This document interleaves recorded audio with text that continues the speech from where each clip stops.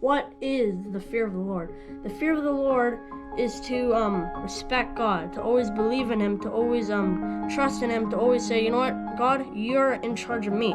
So we're going to be reading out of Psalms chapter 34, verse 9 to verse 14. Let's get started. Now it says here in verse 9, "O fear the Lord, ye his saints, for there is no want to them that fear him." So if we gotta fear the Lord. And what that means there, to fear the Lord, is that whoever fears him don't really need to ask anything for the Lord, who doesn't need to ask for peace, for kindness, or anything like that. If we have the fear of the Lord in us, then we don't need to ask for anything. So the fear of the Lord is to have everything that God has given us. And God has given us a lot. If we're like, we want more, we want more, we want more, God has given you all. God has given you everything you need.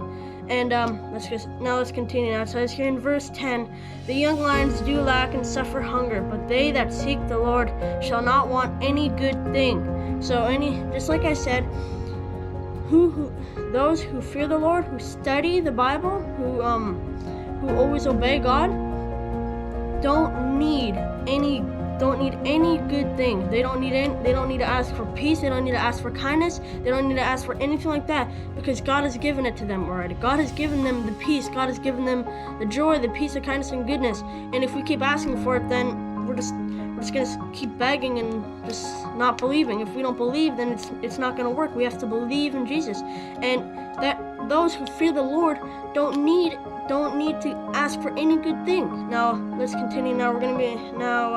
Let's continue to verse 11. "Come, ye children, hearken unto me. I will teach you the fear of the Lord. Keep thy tongue from evil and thy lips from speaking guile." So if we wanna have the fear of the Lord in us, to respect him, to always believe in him, to obey him, right? Then we have to keep our tongue from evil. We have to be careful not to say anything wrong. We have to be careful not to do any worldly pleasures. All those worldly pleasures going on, they are wrong, they are evil, and never ever do them, because if you do that, then you're not following the Lord. It's either you follow the Lord, you either follow God and have fear in him, or you go follow the devil, where demonic and all that stuff. So we're going to be continuing, and now it says here in verse 14, "Depart from evil and do good, seek peace and pursue it." So if we want to have the fear of the Lord, we have to depart from evil. We have to seek peace. We have to pursue it. We have to seek peace. We have to seek joy. We have to seek love. If we seek those things, we don't need to keep asking God for them. If we have them inside us, we don't need to ask God to get it back for us. It's simple as that. Now we're going to be reading... Oh yeah, right here, perfect. Now we're going to be reading out of Proverbs 13. Let's get started. Now it says here in Proverbs 13, "The fear of the Lord is to hate evil. Pride, arrogancy, and the evil way in the forward mouth do I hate." So the fear of the Lord is to hate evil. So like I said, to keep your tongue from evil, right? To speak evil. This is exactly it. Kind of like that. We have to stay away from evil. You gotta run away from evil. Stay away from it. Don't ever go to it, because whatever is evil, that's of the devil. Whatever is not of God, that's of the devil. It's either God's things or the devil's things. If you have hate, whatever, pride or whatever, that kind of stuff, it's wrong. All that pride or whatever gay stuff, that's evil, that's wrong. It's against God. Don't ever do that. I'm completely against it. The Bible is completely against it. It says the fear of the Lord is to hate evil, pride, and arrogancy. We have to hate the evil way. We have to hate that.